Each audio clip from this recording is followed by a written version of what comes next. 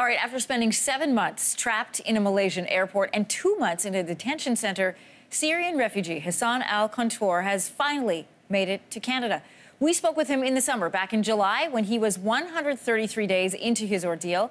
He is joining us this morning from Whistler, British Columbia. Thanks for waking up so early for us this morning. Not at all. I did not sleep anyway, so... All right, when we first spoke with you, you were still living in the Kuala Lumpur airport. A Canadian group had reached out to you to help. Finally, were able to negotiate your release. What was it like the moment you stepped off the plane and onto Canadian soil? I realized for the first time that sometimes in life, there's a moment when the real life is much more beautiful than the dream itself.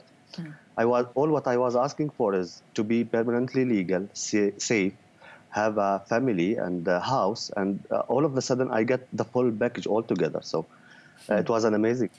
Are there still things that feel strange to you? I mean, being half a year inside one building, not even be able to go outside for fresh air, how does it impact how you carry on your day-to-day activities? Well, I'm still getting too used to it. I think I'm surprised that I'm sleeping on a comfort and warm bed. It's a little bit difficult. I keep going outside to smell the fresh air. I'm trying to feel free again. Sometimes I still can't believe that it's actually happening. How did you hold on to hope when you were trapped inside that airport, that you would make it out, that you would make it to Canada? Because there were some frustrating and dark days for you. Absolutely. There was a lot of sadness, anger, but I got lucky actually to have an amazing group of Canadian volunteers, including the lawyer, and they gave me hope. They restore my hope in humanity. I come to know that surrender or giving up is not an option. It's a result for you not to try enough, not to believe in what you are doing. I failed a lot during the last 8 years, and I reach a point when enough is enough. I need to stand up for what I believe it's my human rights as a human.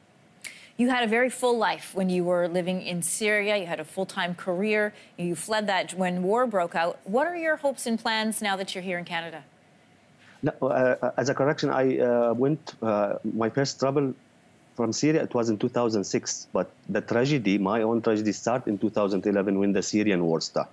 So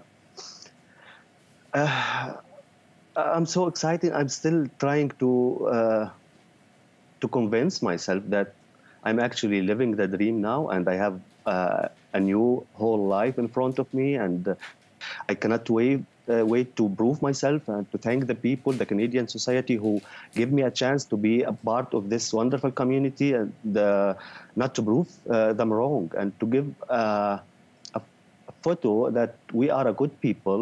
We just need an opportunity to prove ourselves. You have a home that you are currently living in right now. You have a group of people who have agreed to sponsor you. And you've also found a job, I understand. Yes. Well, actually, the overwhelming of the people is amazing since yesterday, and I got more than one offer job in 48 hours. But I got a job in a hotel, and I cannot wait to start working, actually. Hassan, welcome to Canada. You are living in one of the most beautiful parts of our great country. Cannot agree more. Thank you very much. Thanks for your time.